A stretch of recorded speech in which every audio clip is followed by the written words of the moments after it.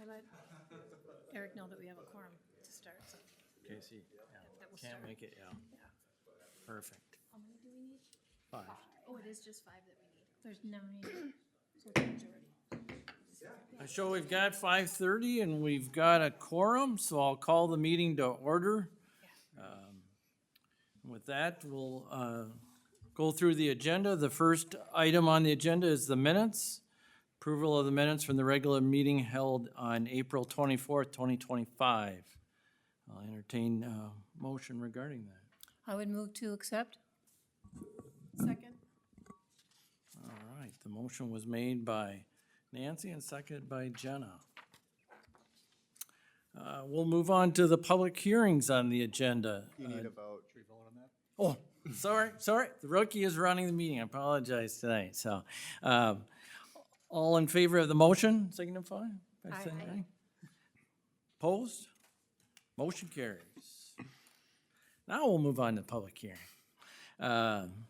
Just to be aware, we are the recommending body to the council.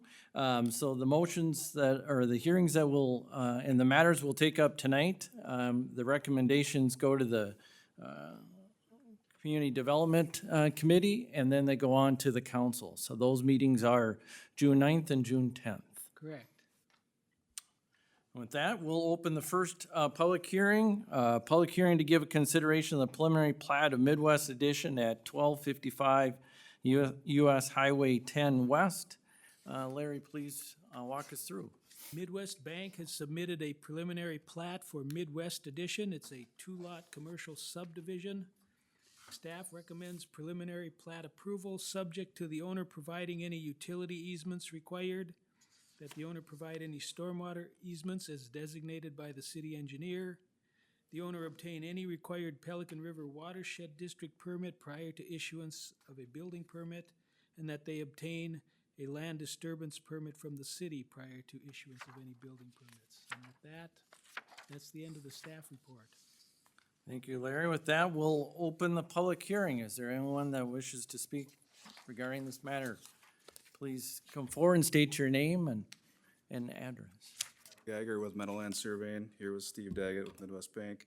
Yeah, this is a two-lot plat. One thing I'll point out is the private drive and utility easement, that can't be done on the actual plat, that'll be done after the plat is recorded. But the buyer does have access on the road, but they may want also a secondary access through Midwest Lot 1 there. So it's just shown on here, but that would be done after the actual final plat. Be happy to answer any questions.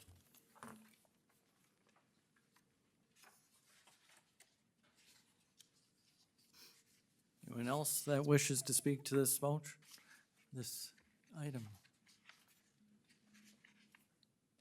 Good evening. I'm Leo Ness with Newman Signs. We have the lot directly to the east of this thing. I have no problem with the bank, anything like that. I do question how the water, the drainage is gonna go. I know Larry mentioned it, if there some information on how they're gonna drain this property, I'd be interested in knowing that.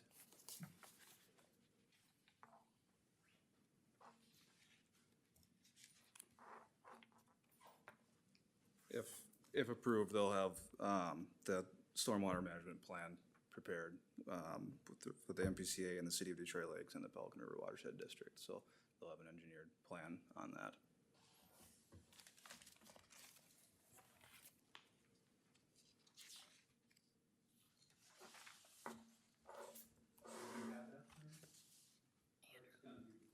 Is this one lot, and that whole thing is the other one? To be determined?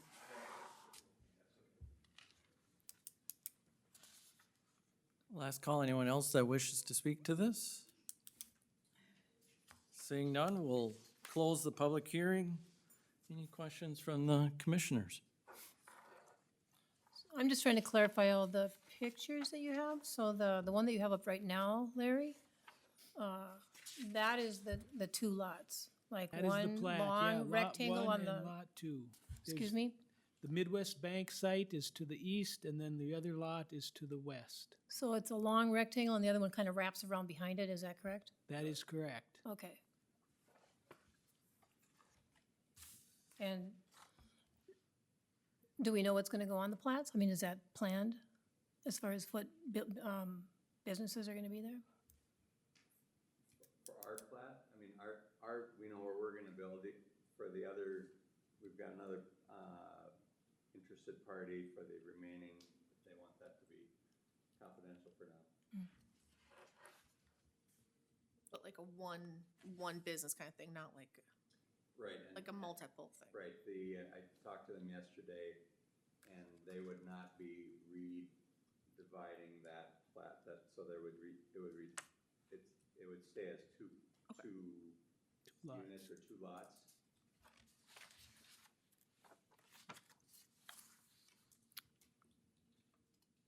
And Larry, we do not have to change any zoning. It's just the plating, is that correct? We're just platting, there's no change in the zoning. Okay.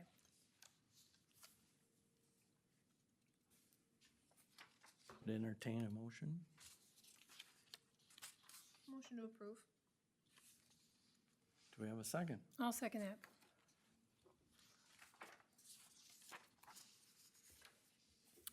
And with that, any questions?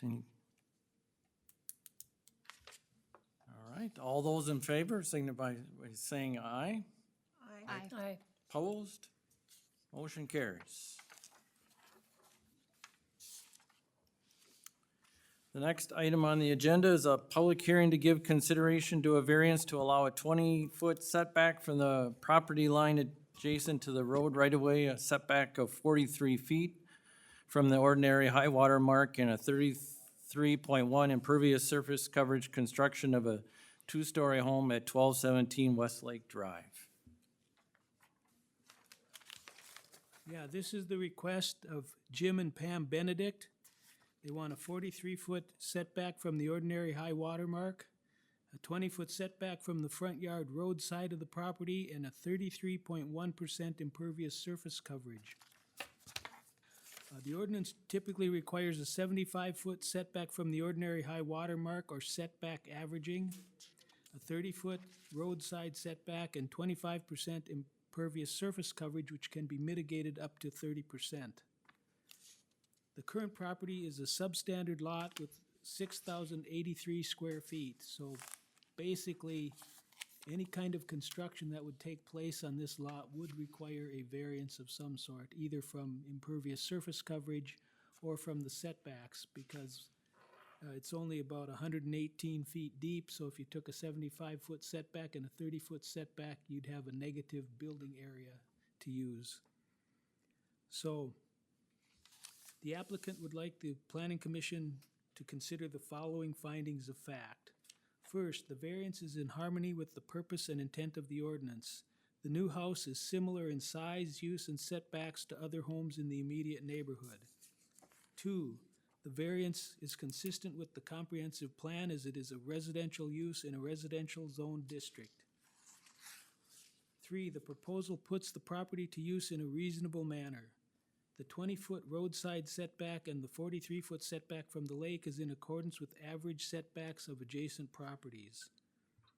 Number four, the circumstances are unique to the property. The lot size is 6,083 square feet and is 50 feet wide and 113 to 118 feet deep. Construction of any home on this site would require a variance from setback regulations due to its small size and possibly an impervious surface variance. Other homes in the area with similar lot sizes and configurations have been granted similar variances. Number five, the variance will maintain the essential character of the locality. The design of the house and its placement on the property will blend with the character of other homes in the neighborhood. Based on the findings listed above, staff recommends approval of the variance as follows. One, following conditions should be considered with regard to these variances. One, that no deck, patio, or any structures be allowed in the shore impact zone. Two, that the owner obtain a mitigation permit from the city to allow 33.1% impervious surface coverage prior to issuance of a building permit. 3, that the owner obtain a Pelican River Watershed District permit prior to issuance of the building permit. 4, that the owner have the location of the foundation marked by a surveyor prior to the start of construction. 5, that the project be constructed generally as shown on the approved site plan. And 6, that the owner provide the city with a survey of the property within 3 months after completion of the project to show they are in compliance with the variances.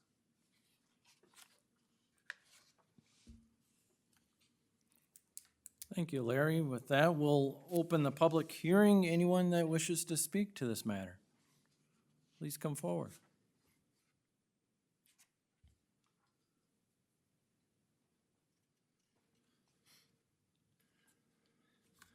My name is Jim Benedict. I'm here with my wife Pam, and it's our house that we're considering the variance, that you're considering the variance for. I'd just like to point out that the footprint of the house on the lot falls within the 25% impervious coverage guidelines. The additional 8% is a request that we're making for putting in an asphalt or concrete surface that connects the existing bicycle path to the house. And we're asking that because it's a safety issue. We've noticed over the past year or two that we've lived there, and part of the consideration in putting the bicycle path where it currently is whether or not that might constitute a safety issue when cars back out of driveways onto the street. And putting a somewhat larger surface would allow us to back out of the garage and turn around and pull out onto the street without having to back out directly across the bicycle path and onto the street. And that's why the impervious coverage goes from 25% to 33%. Thanks.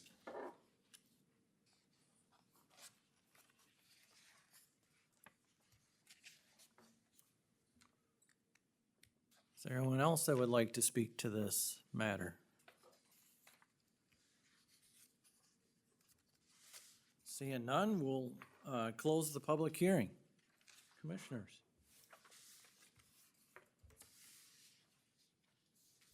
Yeah, Larry, I would like to ask, the 6th condition, I'm confused as to having the survey done within 3 months afterwards to find out if there's compliance. At that point, if there's not compliance and the house is already built, how does that work?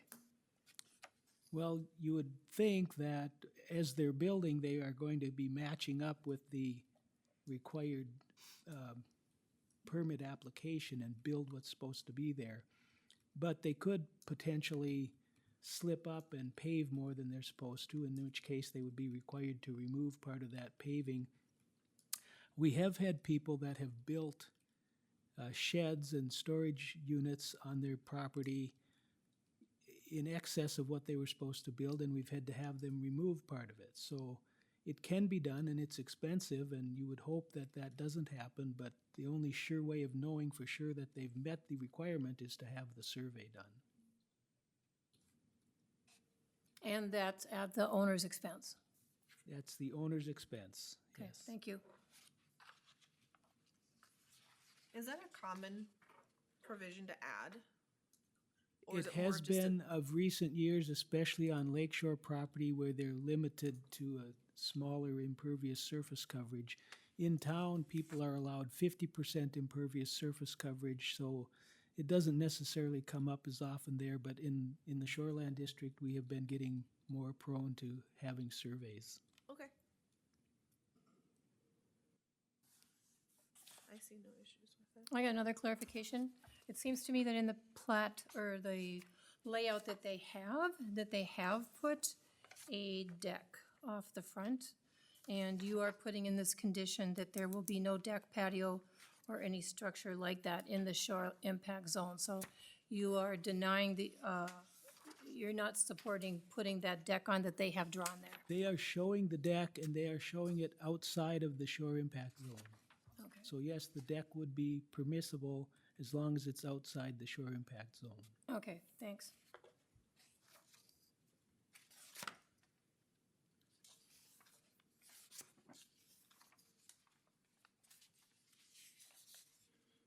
I'd just like to ask a question for my own clarification. We've had a survey done on the lot about a year ago, and am I understanding that what you're asking for, a requirement would be that after the footings are completed, that we have another survey on the property to show that the footings are within the guidelines of what we've requested? What we're asking for is two things. First, that you have a surveyor mark the location for the foundation. And secondly, after the project is completed, that you have a survey done that shows the as-built structures and paving. So does that mean we would have to have 2 additional surveys done on the No, property? the first would be just marking locations. They wouldn't have to do a full survey to do that. They would just come out just and stakes, you're saying? stake the location for the foundation. Okay, And then the other would be an actual survey. The end, the completed survey, the completed project survey. all right, I understand. If you don't, call me and we'll talk it through again. We can't make the house so it'll slide one way or the other a little bit. Good luck with that. One more thing, Larry, I think you would have commented, you did not receive any letters about I this. have not received any letters, calls, any kind of communication.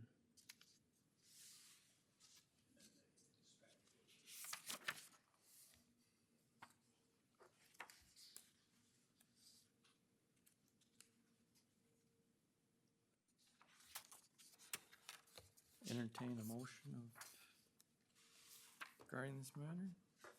Yeah, I would move to accept the variances as outlined with the conditions stated.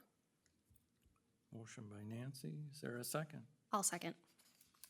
Second by Kelsey. Any questions? All those in favor of the recommendation signify by saying aye.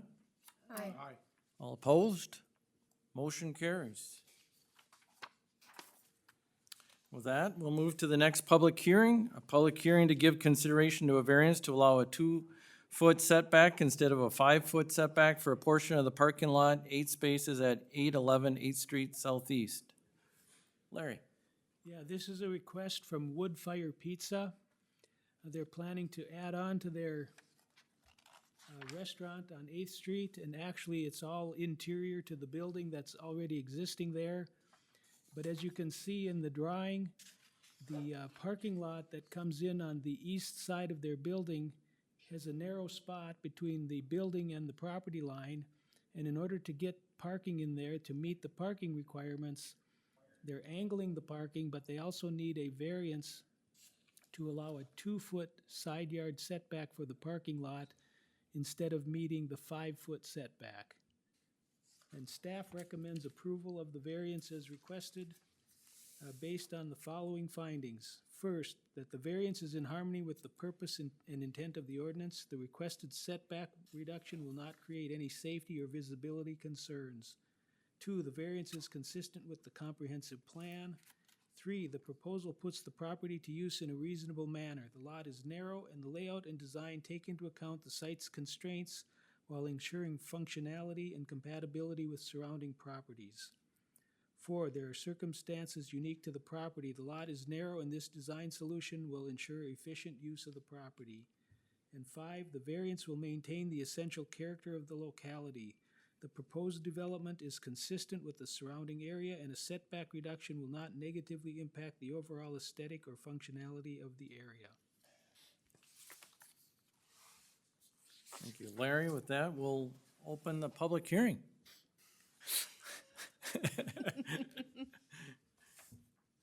And seeing that there's no one left, we'll close the public hearing. Any questions from the commission? So that's pretty close to that building that, the business that's next door.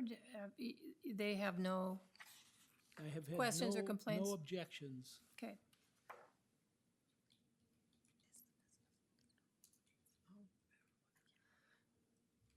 Why didn't they add this when they were in last with the other provision? They- I'm not, They were on one of the other meetings we had where we had to approve a building, I think, variance for it. remember anything for Wood Fire Pizza. I don't remember anything. Mm-hmm. Yeah, it was, I think there was something, but I wasn't was- here. I just remember hearing yeah, about it was something, but one of their other buildings, just to like, with the layout of it, I think. Well, Lake Shirts had a variance on 8th Street, but Mm-mm. It was pizza. I was just more curious of why they just well, didn't I bundle don't it know. all, but. Apparently, they didn't have this plan at that time. I don't know. Because they're not changing the building itself. They've not done No, any they're not- change on the They're not building. altering the building at all. They're just doing all of that interior remodeling. Right.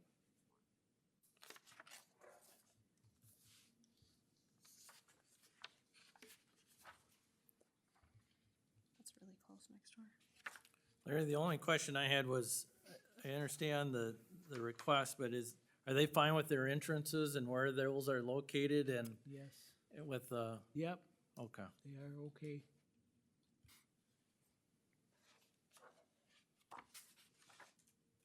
I'm glad they're making provisions for parking on the interior of their lot, because that 8th Street is a mess for parking. Busy. With both, now we got 2 repair shops there and It's small. a lot of customers.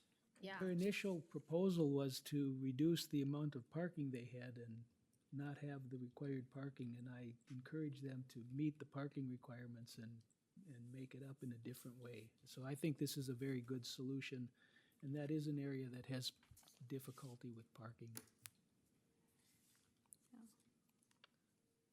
I think it's the best of what they can work with. I'd make a motion to grant the variance for the 2-foot side yard setback with the provisions or findings that Larry put in the staff report. We have a motion by Dan. Is there a second? I'll second. Second by Kelsey. Any further questions of Larry? Hearing none. All those in favor signify by saying aye. Aye. Hi. Opposed? Motion carries. That will move on to business. Consideration of the request from Highland Lakeview authorizing a 1-year extension on a conditional use permit. Yes, Highland Lakeview has a request for an extension on their conditional use permit because they are trying to line up financing, and it's taking a bit longer than they thought because it's just how it is these days with all of the costs being higher and banks being a little more skittish about all of the issues related to funding these projects and actually getting them paid for in the end. So they have applied for a 1-year extension. They still hope that they will be able to get their funding lined up and start construction this year. But they know they won't meet the deadline, so. I think your dates are off on your staff report. I think your dates are off on your staff report. It says on June 11th, 2025, they were approved. We haven't hit that date yet. Right. Unless I'm reading it Oh, wrong. no, you're right. That, it should have been June be 11th, 24, probably. 2024 that they were approved, and it expires on June 11th, 2025. So they're requesting a 1-year extension because they know they won't be applying for their building permit before June 11th. So looking then to expire 2026. Yes. Then it will, yes, correct. Okay.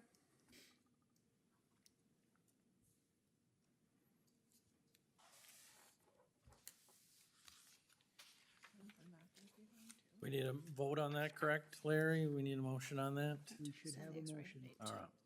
June Yeah, I would 11th, move to 2026. extend the conditional use, or the 1-year authorization for the conditional use permit for that, for that, With amended changes in with the amended dates, correct? I'll second. Or Dan will. Dan got the second on that. All those in favor of the motion signify by saying aye. Aye. Opposed? Motion carries. We only did 2024.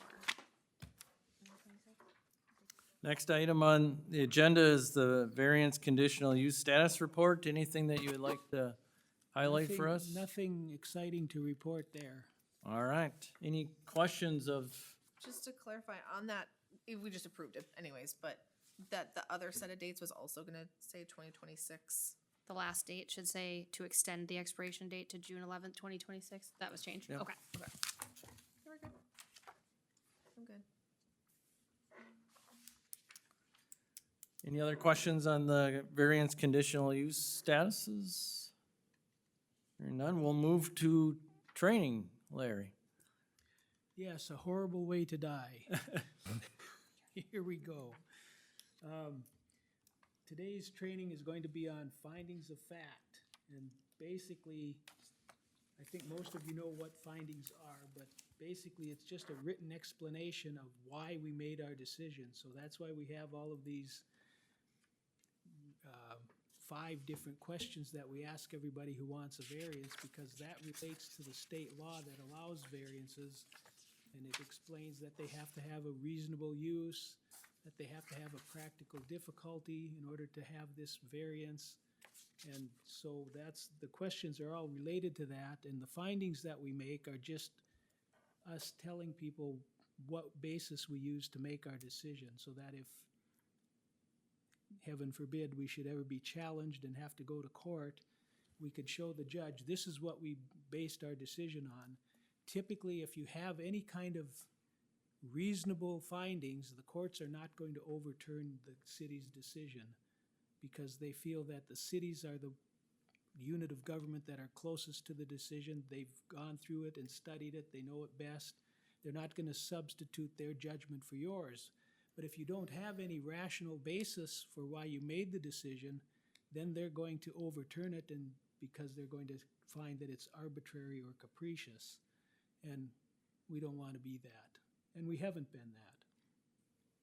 So that's basically the short reason for why do we need to make findings. And the answer is that Minnesota law, both statutory and case law, require that the reasons for a decision on land use cases be articulated on the letter. And basically, if the city is challenged, they have to have a rational basis for their decision. So the interesting part about this is that the findings that we make are different for different kinds of rulings that we're looking at. If we're looking at a variance, the standard is different than if we're looking at a zoning change.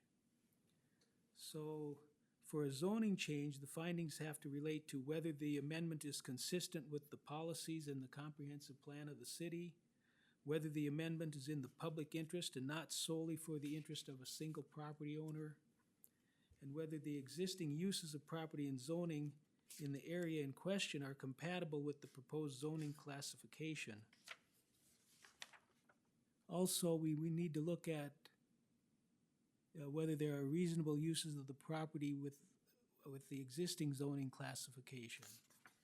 Also, whether there's been a change in the character or the trend of development in the general area. So there's a lot of reasons why we could change the zoning, but there's also a lot of reasons, if you read between the lines, of why you shouldn't change the zoning. If you've got just one person that's saying, I want this to be changed to commercial, and it's right in the middle of a residential area, and it's only for them, and it wouldn't be good for the general welfare of the city, we really should turn that down, and we should make findings that reflect that.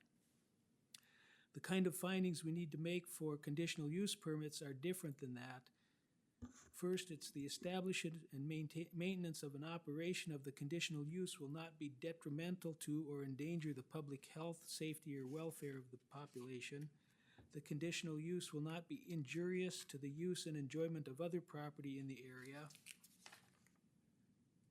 We have adequate utilities and access roads, adequate measures have been or will be taken to minimize traffic congestion in the public streets, and the conditional use is consistent with the policies in the ordinance and the comprehensive plan.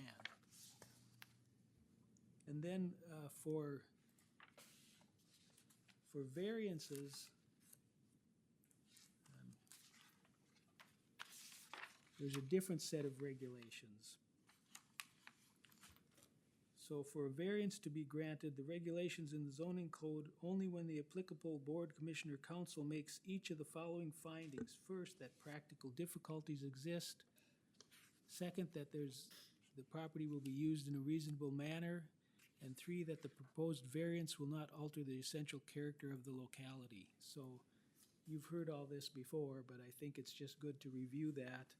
And that's basically all I want to say about findings, unless Dylan has something he wants to add. I will add some stuff, if that is okay. Sure. So I just like to take a step back a little bit, because to me, talking about that you need to make findings is all fine and good. The question to me is, why do you need to make findings? And when you think at what your role is, you have two kind of main roles. You have a legislative authority and a quasi-judicial authority. Legislative is enacting laws, right? So zoning ordinances, that sort of stuff. You don't need to make findings when you are performing your legislative authority. Think of it as you're doing something broad in, for the general public. When we go to the quasi-judicial, that's where your variances, your conditional uses, you're applying those zoning ordinances, right? So big picture, don't need findings, get narrower, start need to get findings. Can I just interject something here? On the legislative side, that's when we're making policy. So if we're amending our zoning ordinance or making changes to our city code or our comprehensive plan, those are legislative activities. Quasi-judicial activities are the variances, the rezoning, the conditional use permits. But go ahead. If you step back to, unfortunately for Dan, he wasn't here 2 months ago, but the rest of us, with the pyramid of discretion, legislative is that green area, quasi-judicial becomes that yellow area, right, where we have a little less discretion. And basically, the findings are explaining, like Larry said, why you made the decision, right? The court is going, if there's a challenge, the court isn't here, right? There is no judge here. The only thing the judge gets to look at is the record, the minutes, and what you decided.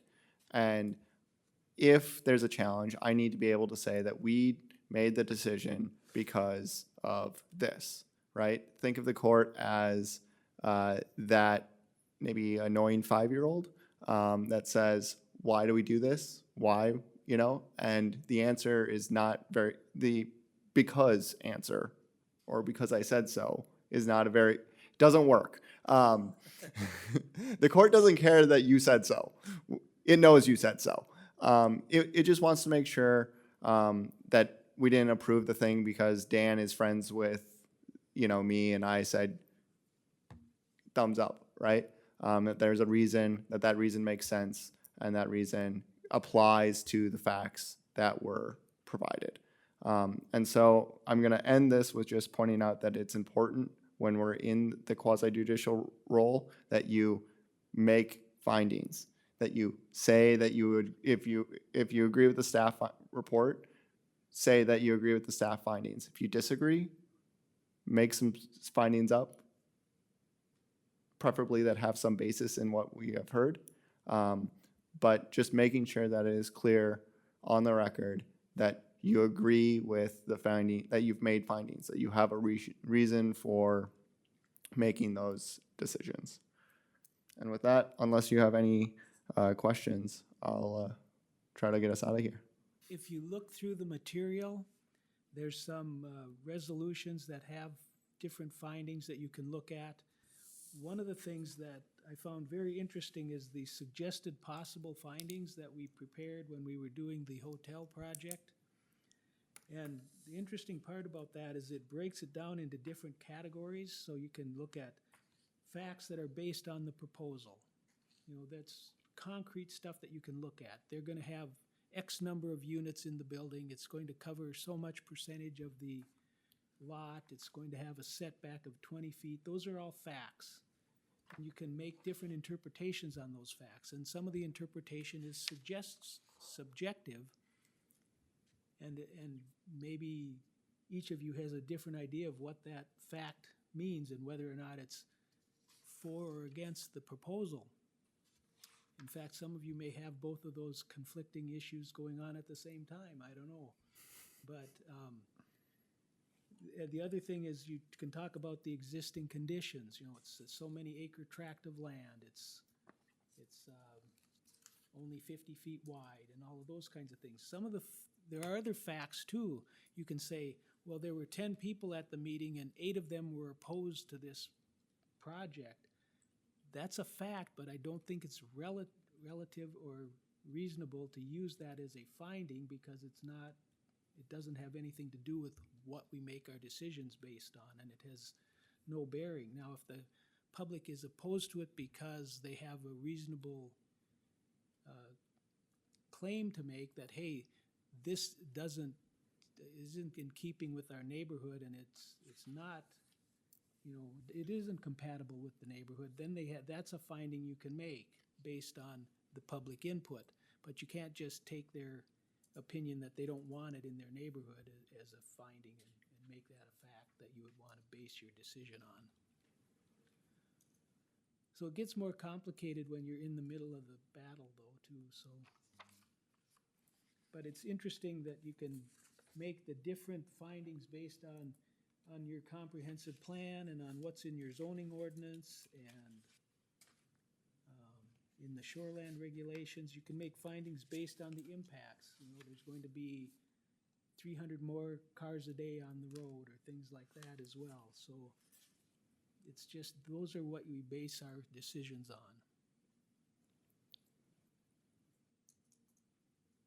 And it is my first meeting, and I don't know if, I'm Dan Josephson. Yeah, I was gonna say we should welcome Dan. Yes, welcome, Dan.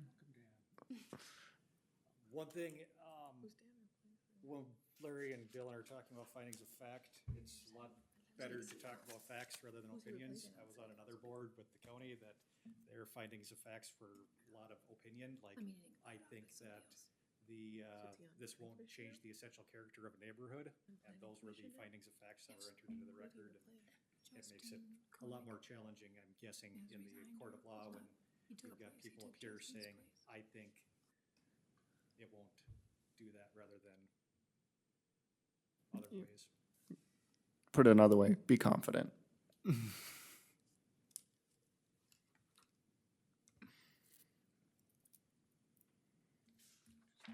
Well, thank you all. You're free to go. Who must adjourn? Yeah, Larry adjourned the meeting for us. There you go. Meeting's adjourned.